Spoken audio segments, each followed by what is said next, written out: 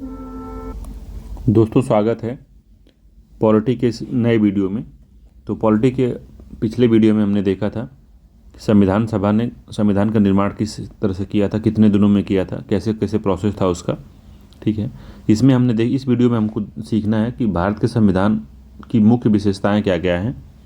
तो उसके बारे में हम लोग आज इसमें स्टडी करेंगे कि विशेषताएँ क्या हैं भारतीय संविधान की। ठीक है।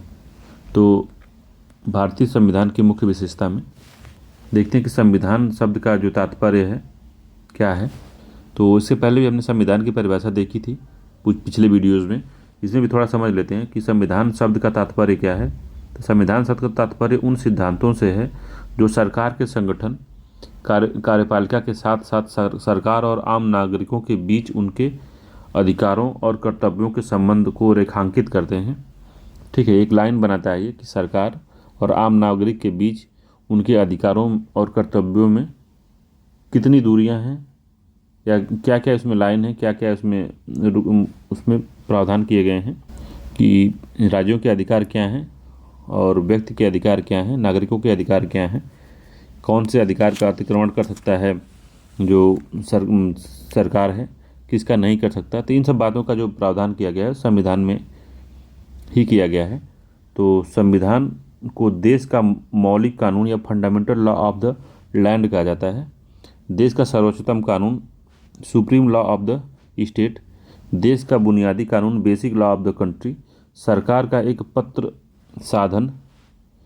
देश के नियम, राज्य की बुनियादी संरचनाएं और देश के मूल नियम जो होते हैं, ग्राउंड नॉर्म्स ऑफ कंट्री के रूप में इसको वर्णित किया जाता है। तो इतने नामों से इसको आप जान सकते हैं या वर्णित किया जाता है, समझ सकते हैं। ठीक है। तो संविधान का वर्गीकरण में क्या क्या आता है। तो संविधान का वर्गीकरण तो क्या होता है वर्गीकरण। तो पहला है विकसित संविधान। तो क्रमिक विकास का परिणाम सम्मेलनों, प्रथाओं, न्यायिक निर्णयों में प्रावधान। उदाहरण जैसे है कि ब्रिटिश का जो ब्रिटिश संविधान है वह एक क्रमिक विकसित संविधान है। ठीक है। तो याद रखिएगा, क्रमिक विकसित संविधान भारत का नहीं है। ठीक है।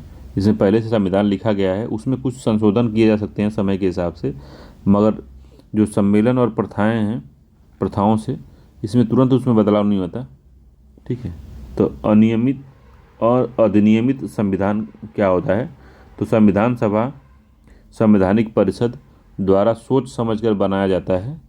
किसी पुस्तक या दस्तावेज में प्रावधान, उदाहरण जैसे किसी पुस्तक या दस्तावेज के प्रावधान जिसमें होते हैं उसको हम अधिनियमित संविधान कहते हैं। उदाहरण के रूप में अमेरिका का संविधान या भारतीय संविधान को हम अधिनियमित संविधान की श्रेणी में रखते हैं, विकसित संविधान की श्रेणी में नहीं रखते। ठीक है। लिखित संविधान क्या होता है। तो किसी पुस्तक या दस्तावेज में प्रावधान जो संविधान सभा या संवैधानिक सम्मेलनों द्वारा व्यापक विचार विमर्श करके तैयार किया गया हो। जैसे कि अमेरिका का है, भारत, कनाडा का, जापान का, फ्रांस का और भारत का संविधान। इसी तरीके से संविधान सभा द्वारा या सम्मेलनों द्वारा या विचार विमर्श करके इसको बनाया गया है। ब्रिटेन का संविधान इसका उदाहरण नहीं है, क्योंकि वो बिना विचारे परंपराओं द्वारा, प्रथाओं द्वारा, सम्मेलनों द्वारा, निर्णयों द्वारा उसको लगातार उसका विकास हो ही रहा है। ठीक है। तो वहाँ भी लिखी रहती हैं चीज़ें। संविधान जो लिखित संविधान ब्रिटेन का भी है, मगर वो रेंडमली है, इधर उधर लिखा गया है, कोई बहुत ज़्यादा उसको सटीकता से नहीं लिखा गया है। ठीक है। तो लिखित संविधान क्या होता है। तो लिखित संविधान तो हो गया ये। अलिखित संविधान के बारे में हम देखना है कि अलिखित संविधान क्या होता है।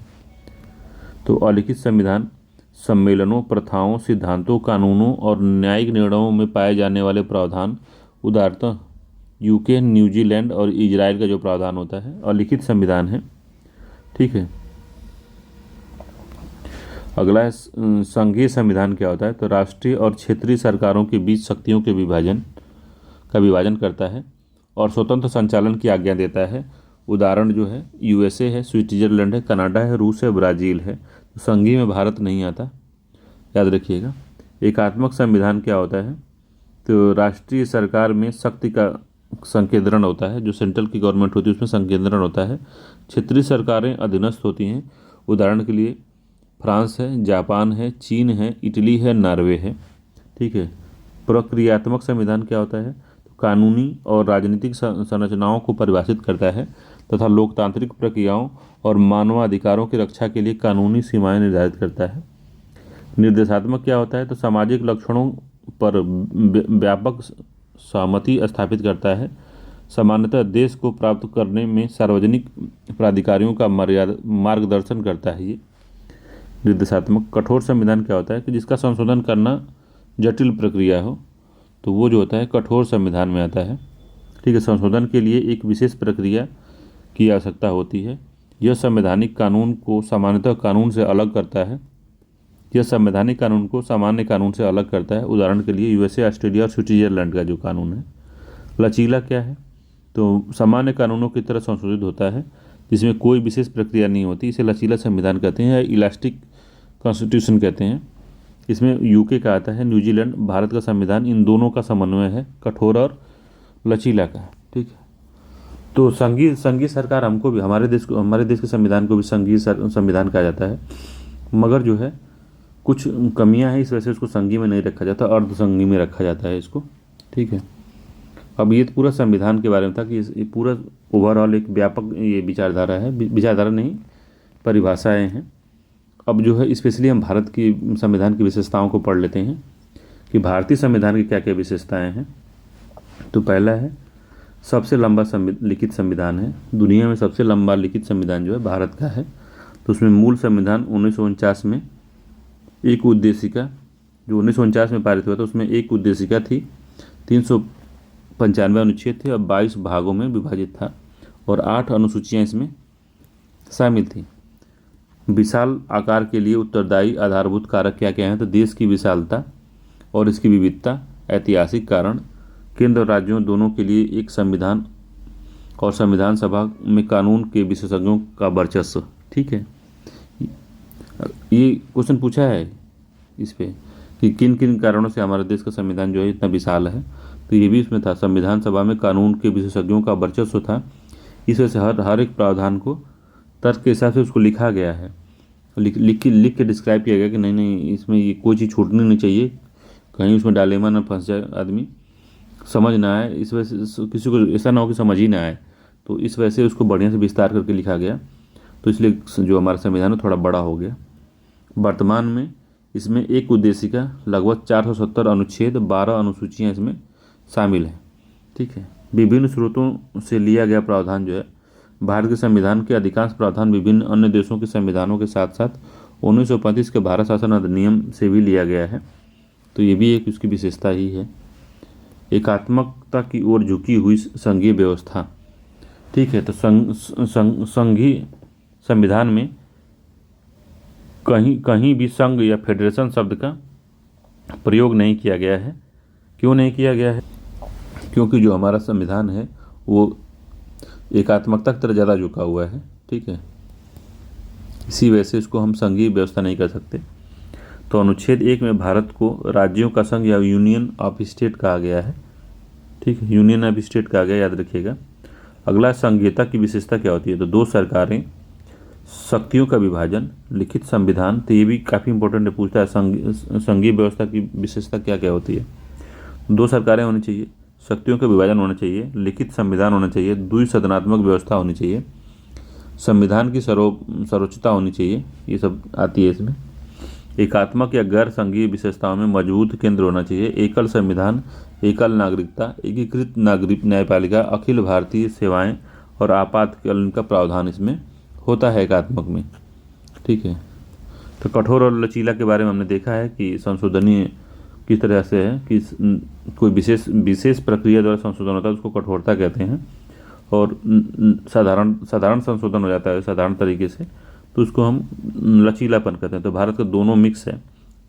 कुछ प्रावधान जो है कठोरता से होते हैं, कठोरता से उनमें संशोधन होता है, और कुछ में लचीलापन से या साधारण तरीके से संशोधन हो जाता है। ठीक है। संसदीय प्रणाली क्या होती है? तो भारतीय संविधान ने अमेरिका के राष्ट्रपति प्रणाली की तुलना में ब्रिटिश की संसदीय प्रणाली या वेस्टमिनिस्टर मॉडल को अपनाया है, को प्राथमिकता दी है, जिसमें कार्यपालिका संसद के प्रति उत्तरदायी होती है। ठीक है। दूसरा है संविधान केंद्र और राज्यों दोनों में संसदीय प्रणाली स्थापित करता है। तो संविधान जो केंद्र और राज्य दोनों में संसदीय प्रणाली स्थापित करता है। तो ये भी भारत की विशेषता ही है, भारत के संविधान की।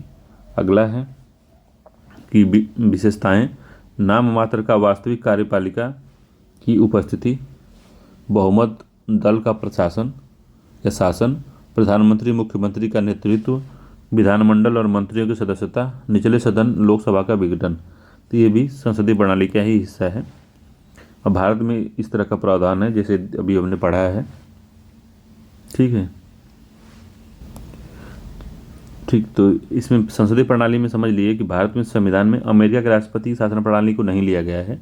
वहाँ के जो राष्ट्रपति शासन प्रणाली है अमेरिका की, वो जो है वो कार्यपालिका के प्रति उत्तरदायी नहीं होती, पहली बात। और उसमें जो कार्यपालिका है और विधायिका है वो पूरा सेपरेशन ऑफ पावर है। कार्यपालिका एकदम से अलग है, विधायिका एकदम से अलग है। मगर भारत में जो ब्रिटिश संसदीय शासन प्रणाली को इसीलिए ले लिया गया क्योंकि हमको जो हमारे प्रतिनिधि हैं उनको हमको संसद के प्रति उत्तरदायी करना था, क्योंकि हमारे यहाँ भी विकास नहीं था। तो उनका उत्तरदायित्व तो रहेगा, तभी वो लोग जवाबदेहिता रहेगी, तभी वो लोग सही कार्य करेंगे। इस वजह से हमने उत्तरदायिता वाला सिस्टम को अपनाया, बेस्ट मिनिस्टर मॉडल को। ठीक है, और हमारे यहाँ कार्यपालिका और जो विधायिका होती है उनके जो सेपरेशन ऑफ पावर है वो बहुत ज़्यादा अलग नहीं है, क्योंकि वो जो है संक्रमित है। कि मतलब कि जो मंत्री कार्यपालिका में है वो वही मंत्री विधायिका में भी बैठता है। ठीक है, तो वो संक्रमित है, वो संक्रमण क्षेत्र हमारे संसद में डिपेंड होता है, कार्यपालिका और विधायिका में मौजूद है। तो इससे क्या होता है कि सेपरेशन ऑफ पावर बिल्कुल ज़्यादा उतने हाई लेवल पे नहीं है कि विधायिका अलग हो कार्यपालिका अलग हो। तो अमेरिका की राष्ट्रपति जो प्रणाली है उसमें कार्यपालिका अलग होती है और विधायिका बिल्कुल ही अलग होती है, मगर भारत में ऐसा नहीं है। ठीक है, अगला है संसदीय संप्रभुता और न्यायिक सर्वोपरिता का जो संश्लेषण है उसके बारे में भी है कि संसदीय संप्रभुता ब्रिटिश संसद के समान है। संसदीय संप्रभुता का मतलब है कि हमारे संसद पे किसी भी बाह्य सरकार का या बाह्य किसी भी प्राधिकारी का कोई भी दबाव नहीं है, या कोई भी उस पर प्रेशर नहीं है, कि स्वतंत्र है हमारी संसद, जिस तरह का चाहे उस तरह का कानून बना सकती है अपने देशवासियों के लिए। ठीक है, तो संप्रभु है। संप्रभु का मतलब यही है कि बिना इंटरनली और एक्सटर्नली किसी भी दबाव में आए अपना सर्वोच्च निर्णय वो ले सके, तो उसको हम संप्रभु कहते हैं। तो हमारी जो संसद है वो संप्रभु है। ठीक है, संविधान के दायरे में रह के वो संप्रभु है। अगला है न्यायिक सर्वोपरिता या न्यायिक सर्वोच्चता। ये अमेरिकी प्रणाली के समान है। ठीक है, कि क्या है सर्वोच्चता, इसकी कैसे है? तो संसद द्वारा कोई भी कानून अगर बनाया जाता है तो उसका जो है सर्वोच्च न्यायालय जुडिशियल रिव्यू करती है कि कहीं ये हमारे संविधान के विरुद्ध तो नहीं है, फंडामेंटल राइट के विरुद्ध तो नहीं है। तो उसका चेक करती है हमारी जुडिशरी। इसलिए हम उसको कहते हैं कि जो हमारा जो संविधान है, संविधान में जो वर्णित सर्वोच्च न्यायालय है, तो उसमें हमारी न्यायिक सर्वोच्चता है कि न्यायालय ही चेक करेगी, या तो वो अगर राज्य सरकार द्वारा कानून बनाया गया है, राज्य की विधायिका द्वारा या संसद द्वारा कानून बनाया गया है, दोनों का जुडिशियल रिव्यू होगा, उनके जो अधिनियम जो बने हैं उनका। ठीक है, तो इसीलिए हमारे यहाँ न्यायिक सर्वोच्चता है, न्यायिक सर्वोच्चता इसीलिए है। अगला है एकीकृत एवं स्वतंत्र न्यायपालिका हमारे यहाँ है। तो एकीकृत मतलब कि जो सर्वोच्च न्यायालय है उसके अंदर नीचे ही सारे न्यायालय आएंगे, और जो अभिलेखीय न्यायालय है मतलब कि जो सुप्रीम कोर्ट कोई भी आदेश अगर दे देती है, कोई भी निर्णय दे देती है, उसका पालन करना जो निचली अदालत हैं उनके लिए मैंडेटरी हो जाता है। वो सर्वोच्च न्यायालय के विरुद्ध कोई भी अपना डिसीजन नहीं दे सकती है। ठीक है, तो क्या होता है एकीकृत और स्वतंत्र न्यायपालिका? तो उच्चतम न्यायालय देश की एकीकृत न्यायिक प्रणाली के शीर्ष स्तर पे है। इसके बाद राज्यों के उच्च न्यायालय आते हैं, उसके बाद अधीनस्थ न्यायालय और निचली अदालतें आती हैं। तो उच्चतम न्यायालय में अपील का सर्वोच्चतम न्यायालय है, नागरिकों के मौलिक अधिकारों की गारंटी प्रदान करने वाला, संविधान का रक्षक है ये उच्च न्यायालय। ठीक है, अगला है भारत न्यायालयों की एकल प्रणाली केंद्रीय कानूनों के साथ साथ राज्य कानूनों को भी लागू करती है। तो कानून द्वारा स्थापित प्रक्रिया, प्रोसीजर इस्टेब्लिश बाय लॉ, अनुच्छेद 21 का प्रावधान है। तो याद रखिएगा इसको, ठीक है। तो प्रोसीजर इस्टेब्लिश बाय लॉ का मतलब सिंपल यही होता है कि जो संसद कानून बना दे, कानून बनाने का जो प्रोसेस लिखा हुआ है संविधान में, उसको फॉलो करके कानून अगर बना देती है तो उसी को हम कहते हैं कि प्रोसीजर इस्टेब्लिश बाय लॉ, ठीक है। तो उसी को हम कहते हैं procedure establish by law. USA है, संघीय कानून संघीय न्यायपालिका द्वारा लागू किए जाते हैं और राज्य कानून राज्य न्यायपालिका द्वारा लागू किए जाते हैं। तो इसमें कानून की उचित प्रक्रिया का प्रावधान किया गया है। तो ड्यू प्रोसेस ऑफ लॉ है। तो ड्यू प्रोसेस ऑफ लॉ और जो प्रोसीजर इस्टेब्लिश बाय लॉ में बहुत ज़्यादा फर्क नहीं है, बहुत थोड़ा ही फ़र्क है। इसको अगर समझना है तो आप समझ सकते हैं। तो प्रोसीजर इस्टेब्लिश बाय लॉ में जो हमारा भारतीय न्यायपालिका क्या करती है कि कोई भी अगर कानून बनता है, मान लीजिए संसद से कानून बन के निकला, तो ये मान लीजिए कानून है, तो जो हमारे सुप्रीम कोर्ट या हाई कोर्ट ये देखेगी कि ये कानून जो है जब बन रहा था तो क्या ये संसदीय प्रक्रियाओं का पूरा पालन करके बना है कि नहीं। संसदीय प्रक्रियाओं का पूरा पालन कर अगर ये कानून बन गया है तो ये कानून सही है, इसको निरस्त नहीं किया जाएगा, ठीक है। इसके अंदर चाहे जो भी प्रावधान किया गया हो, इसके अंदर की कोई चीज़ों को ज़्यादा ध्यान नहीं देगा। संसद जो है ये सही प्रक्रिया से अगर इसको पास किया है कि मतलब पहले पेश हुआ है, फिर इस पर बहस हुई है, फिर इसको मतदान हुआ है और सही मतदान करके इसको राष्ट्रपति ने साइन करके इसको बना लिया है, तो इस तरह का जो संसदीय प्रक्रिया के द्वारा अगर बनता है, प्रोसेस इस्टेब्लिश बाय लॉ द्वारा कानून बना है, तो ये मान्य होगा। भारत की ये अवधारणा है जो आर्टिकल 21 में है, ठीक है। मगर अमेरिका में क्या है कि कानून की उचित प्रक्रिया, ड्यू प्रोसेस ऑफ लॉ, तो आपने इसको तो फॉलो किया ही है, इसके अंदर क्या क्या एक लाइन क्या क्या लिखी हुई है उसको भी वो देखेगा ड्यू प्रोसेस ऑफ लॉ में। और जो लाइन किसी भी व्यक्ति के मौलिक अधिकार या संविधान के किसी भी भाग का अगर वो उल्लंघन करती है तो वो वाला सेक्शन को नल एंड वाइड या निरस्त कर दिया जाएगा, ठीक है। तो ये कानून, तो ये सुप्रीम कोर्ट, ये यूएसए का कानून, यूएसए का है ड्यू प्रोसेस ऑफ लॉ। तो ये क्या करता है कि उसके अंदर घुस के सब एक लाइन को देखता है, तब वो कार्य करता है, तब वो अपना डिसीजन देता है। मगर भारत का जो संसद है, वो जो कानून बना देगी, तो सुप्रीम कोर्ट क्या करेगी, ऊपर से बस प्रोसेस देखेगी कि सही से प्रोसेस हुआ है कि नहीं, ठीक है। तो ये ड्यू प्रोसेस ऑफ लॉ और प्रोसेस इस्टेब्लिश बाय लॉ को हम बढ़िया से लिख के इसको समझाएंगे, इसका नोट्स भी दे देंगे आपको। तो इसको आगे और भी डिटेल में होगा, मगर ओवरऑल यही है कि जो हमारा भारत का जो सुप्रीम कोर्ट हाई कोर्ट है, वो कानून के कैसे बना है उसको देखता है। उसके बाद यूएसए क्या है कि वो तो देखेगा ही कैसे सही बना है कि नहीं बना है, फिर उसके अंदर भी एक लाइन को चेक करता है कहीं ये किसी का उल्लंघन तो नहीं कर रहा है, तो उसको जो उल्लंघन करता है बस उसी सेक्शन को हटा दिया जाता है, ठीक है। तो ये बात होती है।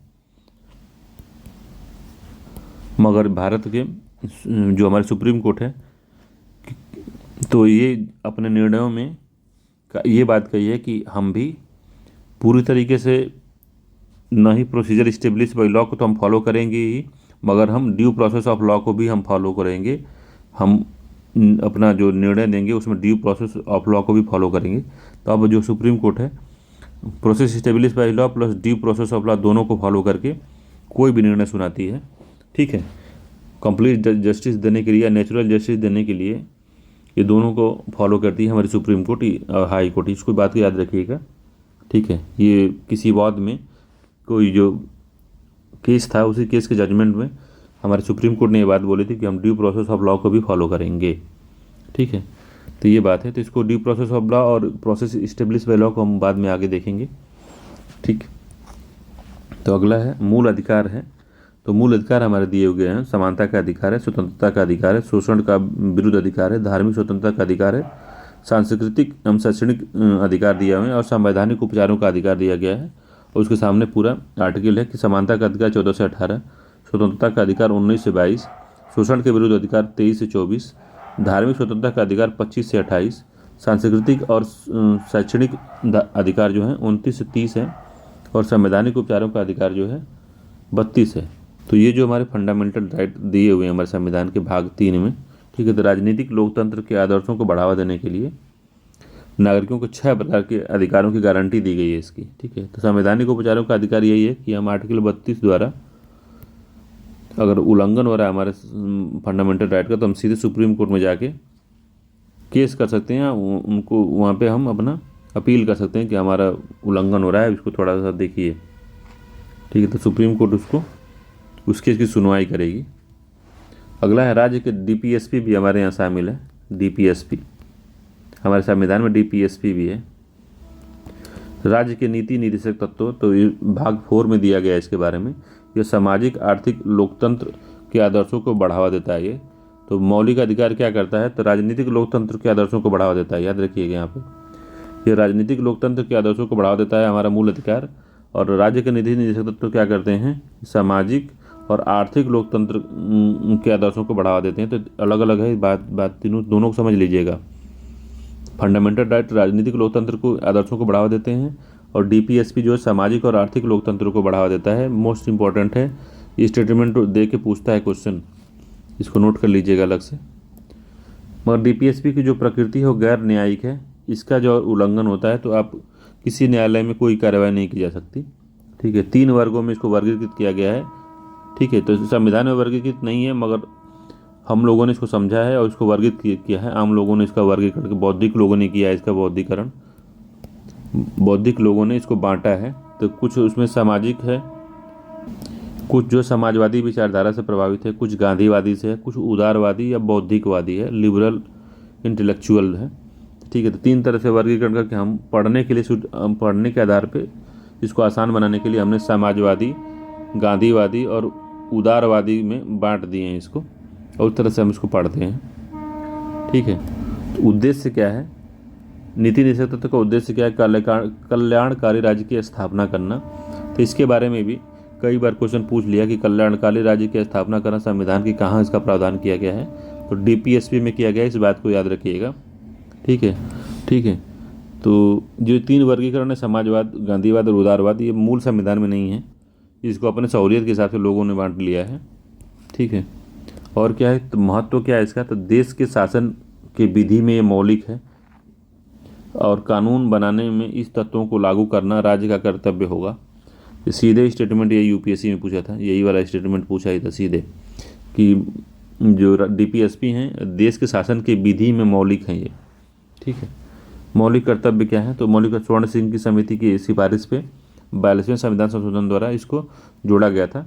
भाग 4 क में इसको जोड़ा गया है, और अनुच्छेद 51 क में इसमें 11 मूल कर्तव्य विनिर्दिष्ट किए गए हैं। इनकी जो प्रकृति है वो गैर न्याय संगत है, ठीक है।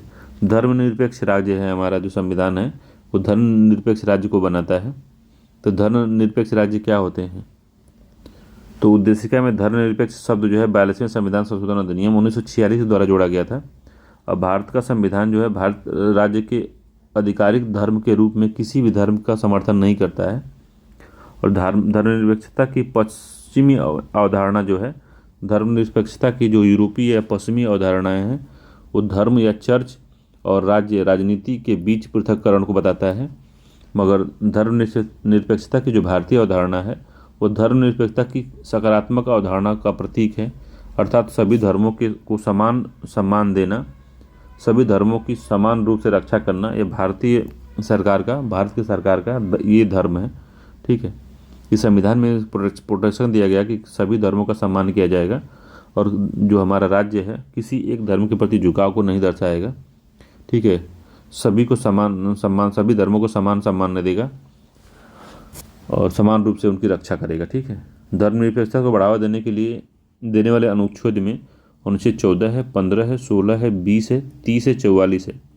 ये आर्टिकल जो 1, 2, 3, 4, 5, 6 दिए हुए हैं, ये हमारे धर्मनिरपेक्षता को बढ़ावा देते हैं। तो धर्मनिरपेक्षता का मतलब सिंपल है, होता क्या है, तो धर्मनिरपेक्षता का मतलब एक शब्द में समझिएगा कि राज्य का कोई धर्म नहीं होगा।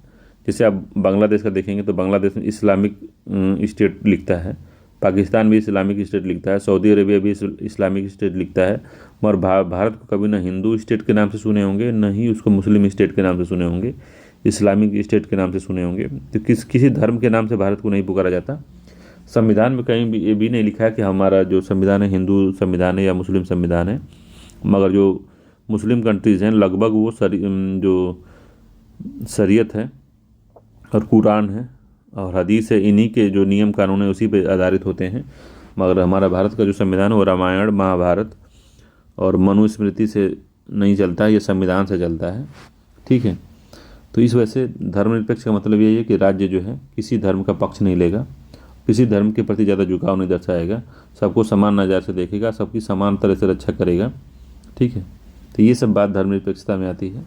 तो धर्मनिरपेक्ष शब्द हमारे यहाँ नहीं था हमारे मूल संविधान में, तो 42वें संविधान संशोधन द्वारा इसको जोड़ा गया धर्मनिरपेक्ष को।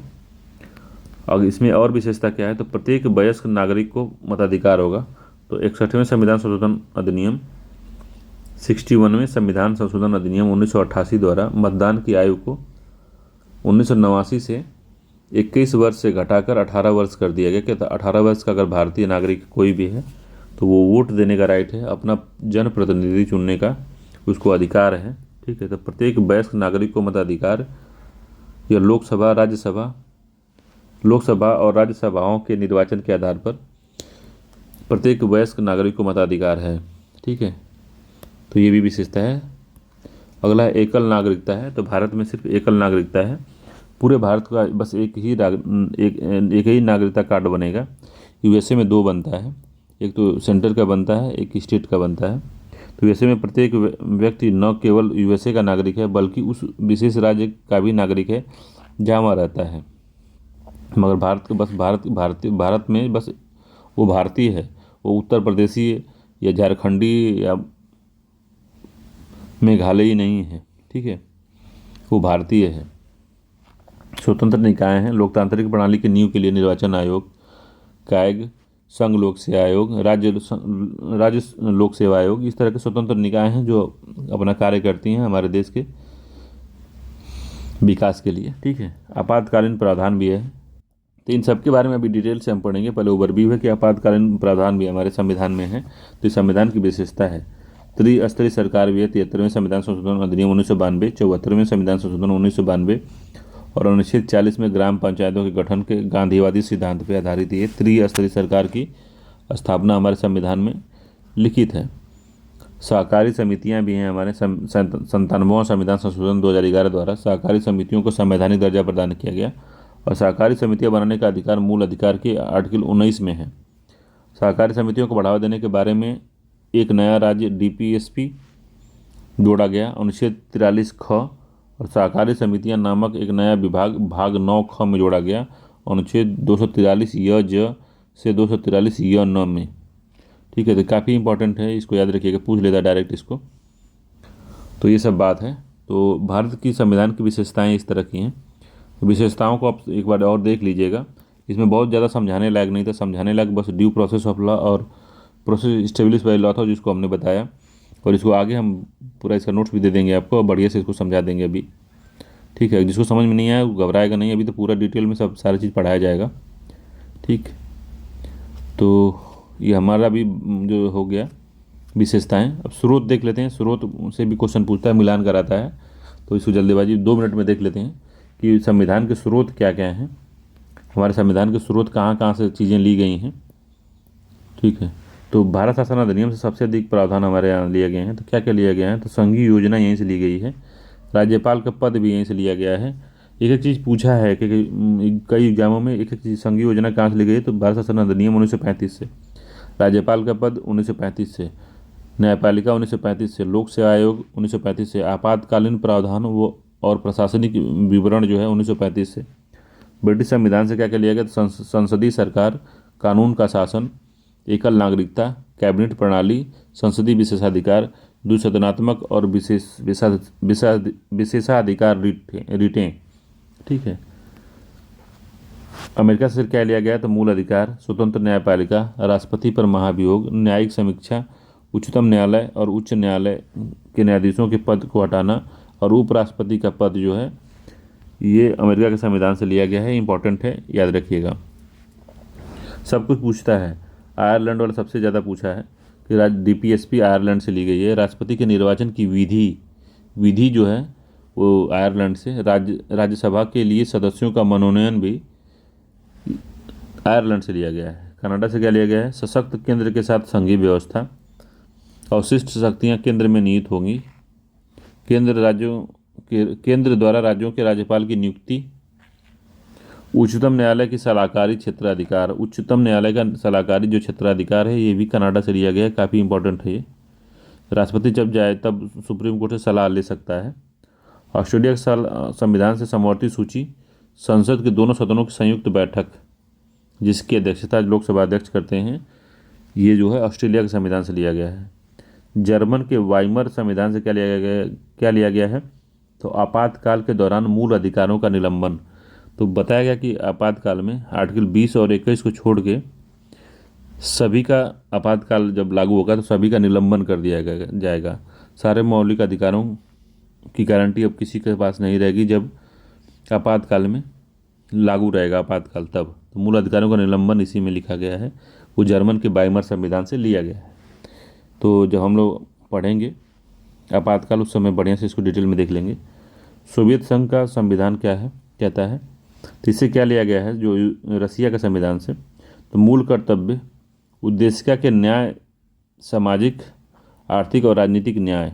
ठीक है, तो सामाजिक और अर्थनीतिक, तो राजनीतिक न्याय कौन देता है? तो फंडामेंटल राइट जो देता है वो राजनीतिक न्याय देता है। और आर्थिक और सामाजिक न्याय कौन देता है? तो डीपीएसपी देता है। इसको याद रखिएगा, इसको बताया जोर दे के पूछेगा यूपीएससी में, और आरओ में भी स्टेटमेंट दे सकता है, और पीसीएस में पूछने की संभावना प्रबल है इसकी। आरओ में थोड़ा कम है मगर पीसीएस में ज़्यादा है। ठीक है, तो याद रखिएगा। तो सोवियत संघ से दो चीज़ लिया गया है, मूल कर्तव्य और उद्देशिका में जो न्याय जो है, 3 न्याय का आदर्श, वो जो है ये रसिया से लिया गया है। फ्रांस से क्या लिया गया है? तो गणतंत्रात्मक व्यवस्था, उद्देशिका में स्वतंत्रता, समानता और बंधुता का आदर्श जो लिया गया है वो फ्रांस से लिया गया है। दक्षिण अफ्रीका के संविधान से क्या लिया गया है? तो संविधान में संशोधन की प्रक्रिया, राज्यसभाओं के सदस्यों का निर्वाचन। तो ये इंपॉर्टेंट है, राज्यसभाओं के जो सदस्यों का निर्वाचन है वो दक्षिण अफ्रीका के संविधान से लिया गया है। संविधान संशोधन की प्रक्रिया जो 368 में दी गई है, आर्टिकल 368 में, तो वो जो लिया गया है वो दक्षिण अफ्रीका से ही लिया गया है। जापान से क्या लिया गया है? तो विधि द्वारा स्थापित प्रक्रिया। ठीक है, तो प्रोसीजर इस्टेब्लिश बाय लॉ। ठीक है, कानून द्वारा स्थापित जो प्रक्रिया है वो कहाँ से लिया गया? तो जापान के संविधान से लिया गया। इंपॉर्टेंट है, इसको याद रखिएगा। ब्रिटेन नहीं दे देगा तो ब्रिटेन ना मार दीजिएगा, ये जो जापान से लिया गया है। अतिरिक्त जानकारी क्या है भाई? तो संविधान का संरचनात्मक भाग जो है, संविधान का संरचनात्मक भाग भारत शासन अधिनियम 1935 द्वारा है। संविधान का दार्शनिक भाग जो है, मूल अधिकार डीपीएसपी, ये क्रमशः अमेरिका, आयरलैंड के संविधान से लिया गया है। और संवैधानिक का राजनीतिक भाग जो है वो ब्रिटेन के संविधान से लिया गया है। तो ये अतिरिक्त जानकारियाँ हैं। तो ठीक है, तो संविधान की विशेषता और संविधान के स्रोत वो हमने पढ़ लिया है। अब इनके जो भी एमसीक्यू हैं जो पीवाईक्यू आए हुए हैं उत्तर प्रदेश के सारे एग्जामों में, यूपीएससी के लिए तो अलग प्लेलिस्ट बना देंगे इंडियन पॉलिटी के एमसीक्यू की, यूपीएससी की, मगर पीसीएस और उत्तर प्रदेश के जितने भी एग्जाम हैं जो पॉलिटी के क्वेश्चन आए हुए हैं उसको हम इसके अगले वीडियो में ही कवर कर लेंगे। तब तक देखते हैं कितना कवर कर पाते हैं। तो चलिए मिलते हैं अगले वीडियो में। अगर ये वीडियो आपको अच्छा लग रहा हो और इनिशिएटिव अच्छा लग रहा है, कुछ बदलाव अगर करना है इसमें, तो आप उसको एक्सप्लेन कर सकते हैं, उसको कमेंट करके हमको बता सकते हैं कि क्या क्या उसमें बदलाव करें। तो ठीक है, चलिए मिलते हैं अगले वीडियो में। तब तक के लिए नमस्कार। अपने सुझाव जरूर दिया करें कमेंट में। धन्यवाद।